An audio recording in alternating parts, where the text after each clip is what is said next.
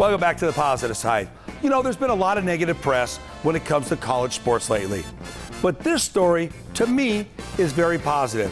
Because not only is this lady the athletic director for a major college, in my eyes, she plays the role of many faces. You know, Lisa, when you hear of ASU today, the amazing part is that it's just not about athletes and how good they are. It's pretty much the example they're setting off the field. Is that a fair way to put it? That's a more than fair way to put it, and I'm glad you asked me that question or made that comment. I think for too long, collegiate athletics at the highest level was primarily labeled if an athlete misbehaved or something to that end, but very rarely do people understand the breadth of 540 student athletes and what they're actually accomplishing, what they bring to the institution, what they bring to their communities through community service, and what visibility they provide for ASU. Arizona State has at least two icons in Pat Tillman and now in Anthony Robles that are rather remarkable in what they've accomplished. Anthony is a perfect example. He's never viewed himself as a man with one leg. He's viewed himself only as a champion and what are the roads that he needs to take in order to accomplish that. Incredibly humble, very giving to his family and to his community, and what he's provided for Arizona State by way of our athletics wrestling program is profound. And the amount of publicity and the amount of marketing and the amount of promotion that this university received because of Anthony Robles, I don't think you could effectively put a calculator to it. The athlete has the availability to go out and actually set an example that a lot of kids will look up to, even if they're not athletes. Boy, isn't that the truth? And I think step one for that is who you hire to be the head coach. So, you know, we always talk about, now we talk about it in terms of the pitchfork. It points to three directives for ASU athletics. One is we're not shy about saying we pursue winning in championships. Two, we want to do that with integrity. And three, we want to successfully graduate the student athletes here.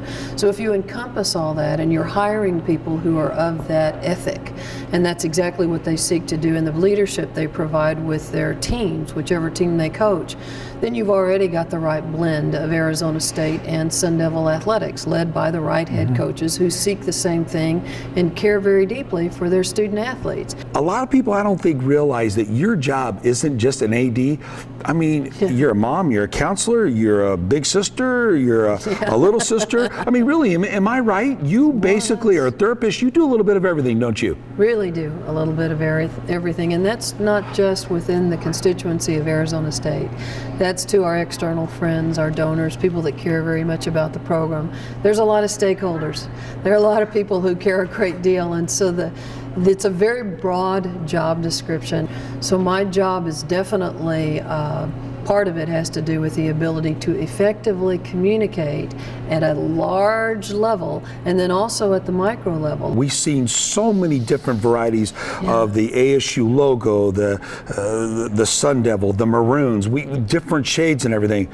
But you guys spent a lot of time with Nike really narrowing it down and going, this is us, this is our new look, our new image, our new slogan. You guys have really made a mark with this. Well, thank you. I appreciate you saying that. Started a year ago. You know, if you were in Sun Devil Stadium, walking around Frank Cush Field right now, you'd see 3, 4, 5 different presentations. So we didn't have something that was owned and represented just ASU's. It's critically important for us, even though we are a major BCS competitive, high-profile institution with nationally strong sport programs, that we have a specific look, a classy, good-looking, specific look that just tells the story of who we are. And we came to this incredibly bold pitchfork that Sparky has been the guardian of since he was first drawn back in 1958. That's funny. So it made sense, and people just went nuts over it. They were very excited. We have one maroon, we have one gold. All of that ultimately will be backlit on black canvas uniforms, on white canvas uniforms, and so everything stands big and bold, and we're not shy about our approach to anything. It just pushed us forward as an enterprise supporting the varsity program. All right, finally, you being a coach yourself, you know what it's like to be a coach, you know what it's like to have an athlete that goes on and succeeds.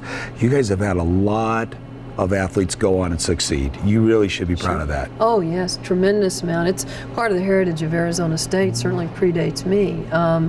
We're walking through the Hall of Fame right now, and there is a long list of tremendous athletic prowess, professional, Olympic, All-Americans, national champions, and that certainly is something that we fully intend to continue. This segment has been brought to you by